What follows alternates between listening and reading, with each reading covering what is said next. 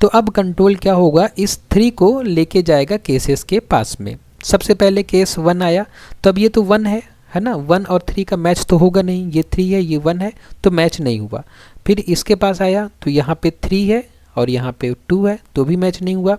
फिर क्या हुआ, फिर कंट्रोल और नीचे आया और यहाँ पे देखिए, यहाँ पे केस में यहाँ भी 3 है और यहाँ भी 3, ये 3 मैच हो गया, कंडीशन मेट हो गई।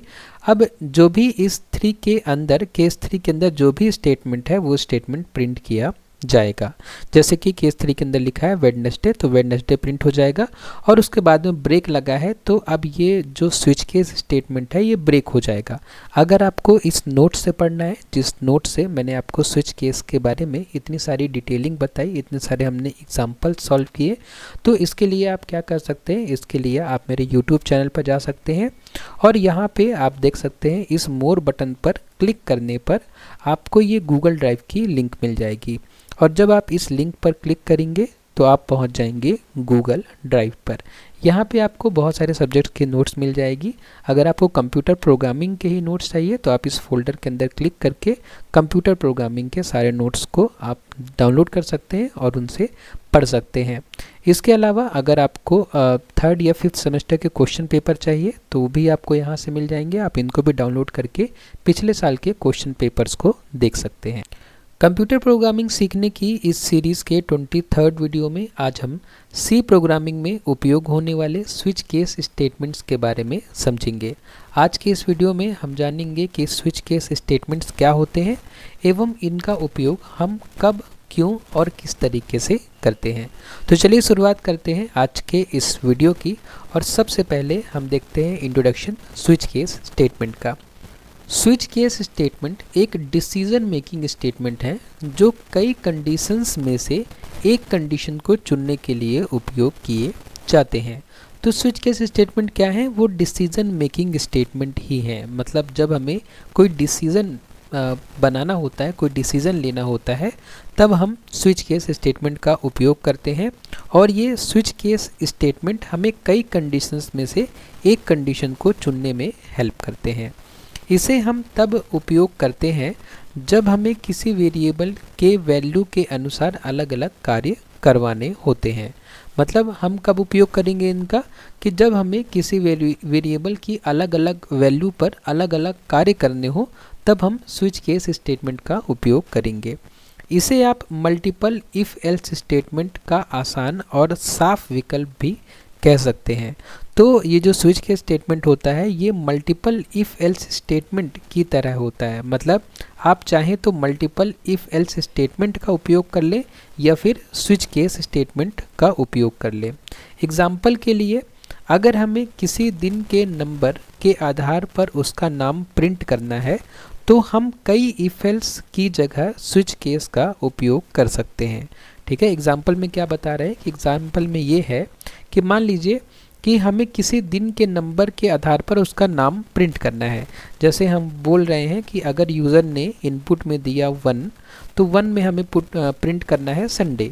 ठीक है, इसी तरीके से अगर यूज़र ने इनपुट में दिया 2, तो हमें प्रिंट करना है मंडे, है ना। एक ऐसा प्रोग्राम बनाना है।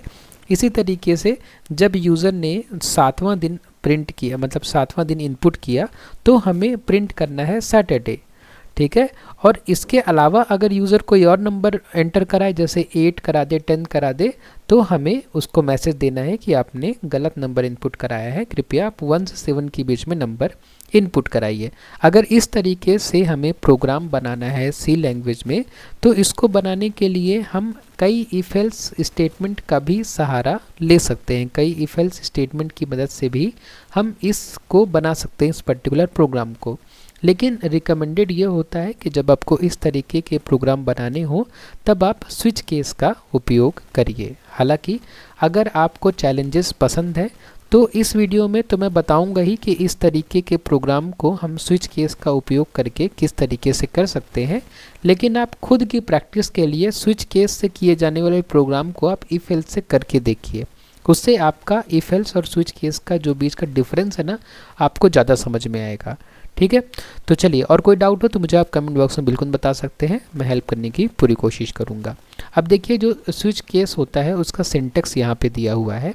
सिंटेक्स बहुत ही ज़्यादा सिंपल है। हम क्या लिखते हैं, देखिए स्विच लिखते हैं। देखिए स्विच केस में स्विच लिखा जाएगा और केसेस लिखे जाएंगे, जैसे कि आप यहाँ पे केसेस देख रहे हैं, ठीक है।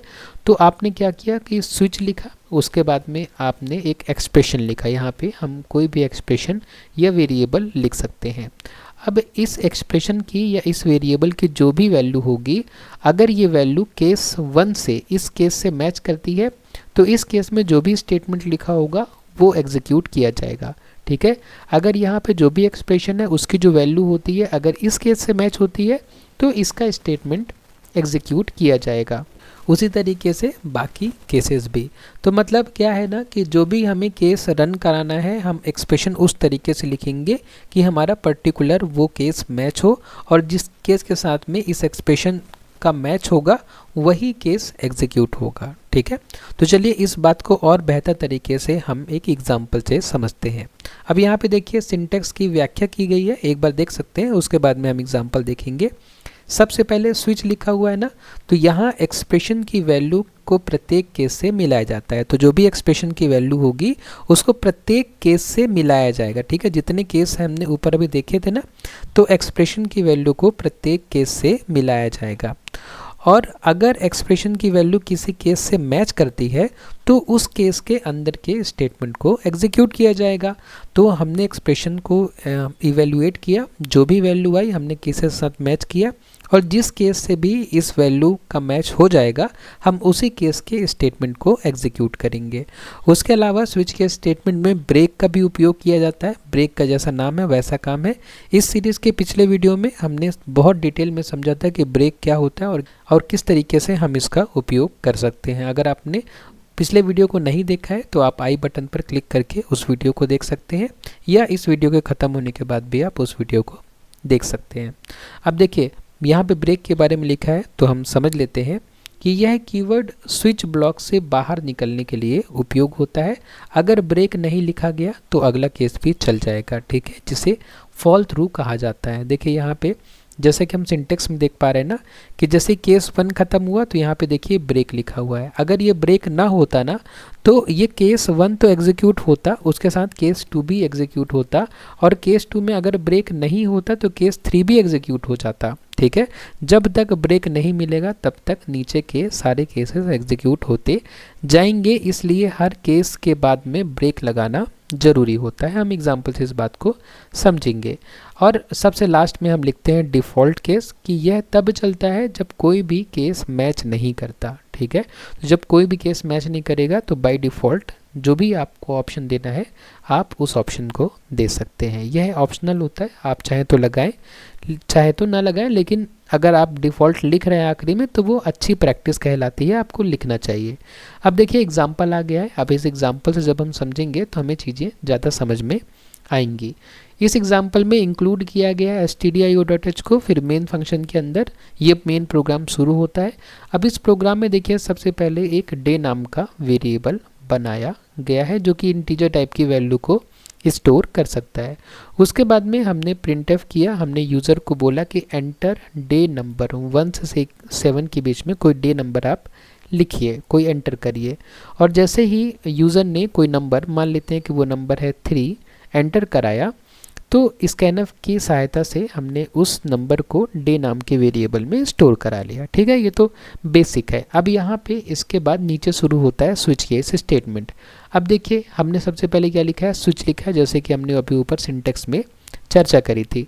अब स्विच के अंदर देखिए क्या है, ये डे नाम का वेरिएबल है, ये डे जो हमने लिखा है। अब देखिए डे की वैल्यू क्या है, डे की वैल्यू है 3, डे की वैल्यू है 3, ठीक है। तो अब कंट्रोल क्या होगा, इस 3 को लेके जाएगा केसेस के पास में। सबसे पहले केस 1 आया तो अब ये तो 1 है ना, 1 और 3 का मैच तो होगा नहीं, ये 3 है ये 1 है तो मैच नहीं हुआ। फिर इसके पास आया तो यहाँ पे 3 है और यहाँ पे 2 है तो भी मैच नहीं हुआ। फिर क्या हुआ, फिर कंट्रोल और नीचे आया और यहाँ पे देखिए यहाँ पे केस में यहाँ भी 3 है और यहाँ भी 3, ये 3 मैच हो गया, कंडीशन मेट हो गई। अब जो भी इस 3 के अंदर, केस 3 के अंदर जो भी स्टेटमेंट है वो स्टेटमेंट प्रिंट किया जाएगा। जैसे कि केस 3 के अंदर लिखा है वेडनेसडे, तो वेडनेसडे प्रिंट हो जाएगा। और उसके बाद में ब्रेक लगा है, तो अब ये जो स्विच केस स्टेटमेंट है ये ब्रेक हो जाएगा। मतलब कंट्रोल अब कहाँ आ जाएगा, स्विच केस स्टेटमेंट के बाहर यहाँ पे, और रिटर्न 0 एग्जीक्यूट हो जाएगा और आउटपुट में हमें मिल जाएगा वेंसडे। ठीक है, जैसे कि हम यहाँ पे देख पा रहे हैं। ठीक है, अगर हमने इनपुट में 3 दिया तो आउटपुट में हमें वेंसडे मिलेगा। ठीक है, इस तरीके से हम स्विच केस स्टेटमेंट का उपयोग करते हैं। उसके बाद कुछ महत्वपूर्ण पॉइंट्स हैं, कुछ की पॉइंट्स हैं जिनको हम देख लेते हैं।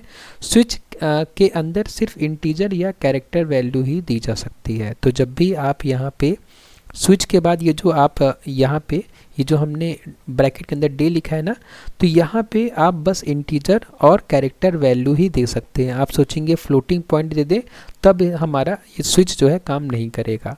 हर केस के बाद कॉलन लगाना ज़रूरी होता है, जैसा कि हमने देखा कि यहाँ पे देखिए हर केस के बाद क्या लगा हुआ है, कॉलन लगा हुआ है। ये कॉलन लगाना भी ज़रूरी है। ब्रेक नहीं लिखने पर अगला केस भी एग्जीक्यूट होता है, जैसे कि हमने चर्चा करी थी। डिफ़ॉल्ट केस ऑप्शनल है, लेकिन लिखना अच्छा प्रैक्टिस माना जाता है। स्विच में फ्लोट या स्ट्रिंग वैल्यू की तुलना नहीं की जा सकती। तो जब भी आप स्विच केस का उपयोग करें तो फ्लोट और स्ट्रिंग वैल्यूज़ आप न दें, क्योंकि उसकी तुलना या कंपैरिजन नहीं किया जा सकता।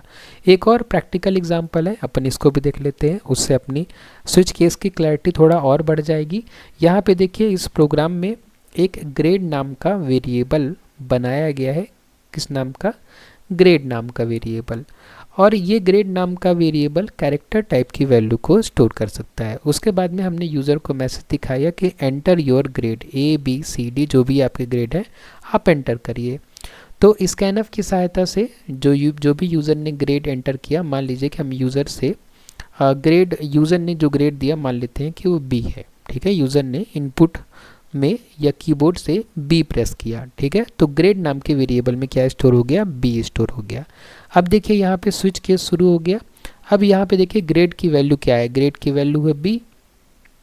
तो अब जिस भी केस में B होगा वो केस मैच कर जाएगा। जैसे यहाँ पे तो केस 1 में तो A है, तो इससे मैच तो करेगा नहीं इस एक्सप्रेशन की वैल्यू, लेकिन जब यहाँ पे जाएगा तो इससे मैच कर जाएगा। B मैच कर गया, केस है ना, सेकेंड वाला केस मैच कर गया।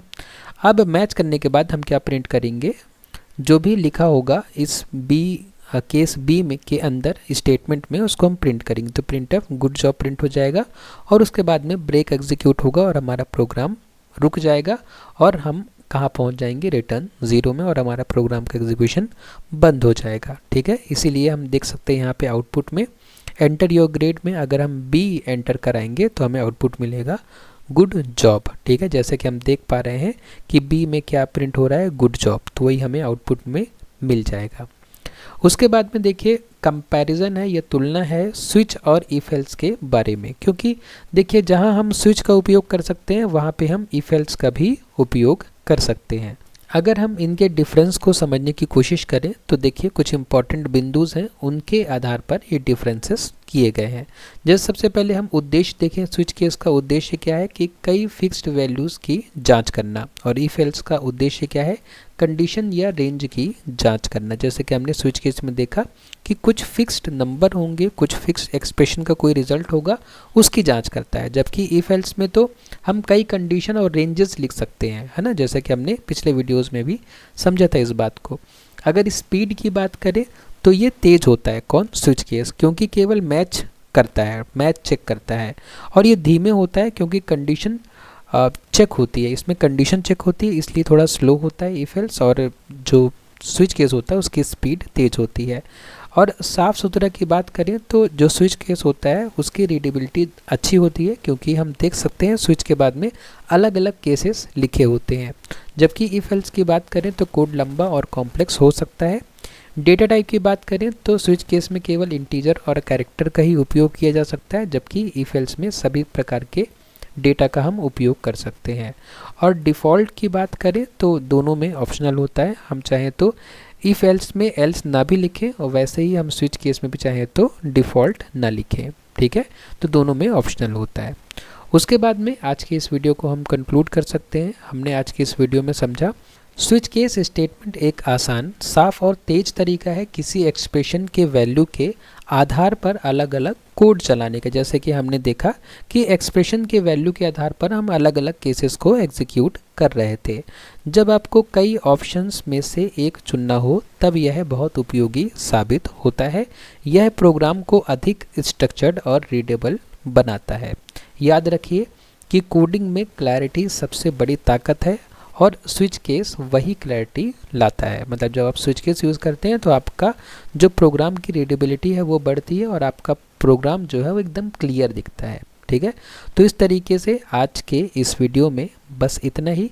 अगर आपको इस नोट से पढ़ना है, जिस नोट से मैंने आपको स्विच केस के बारे में इतनी सारी डिटेलिंग बताई, इतने सारे हमने एग्जाम्पल सॉल्व किए, तो इसके लिए आप क्या कर सकते हैं, इसके लिए आप मेरे YouTube चैनल पर जा सकते हैं और यहाँ पे आप देख सकते हैं इस मोर बटन पर क्लिक करने पर आपको ये गूगल ड्राइव की लिंक मिल जाएगी।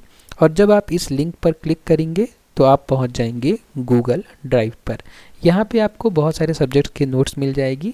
अगर आपको कंप्यूटर प्रोग्रामिंग के ही नोट्स चाहिए तो आप इस फोल्डर के अंदर क्लिक करके कंप्यूटर प्रोग्रामिंग के सारे नोट्स को आप डाउनलोड कर सकते हैं और उनसे पढ़ सकते हैं।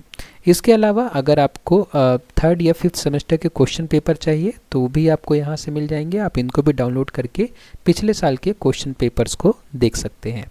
तो इस तरीके से आज के इस वीडियो में बस इतना ही। अगर आपको वीडियो पसंद आया तो वीडियो को लाइक करें, शेयर करें अपने फ्रेंड्स के साथ में और सब्सक्राइब करें चैनल को। आपने वीडियो को लास्ट तक देखा उसके लिए बहुत बहुत धन्यवाद।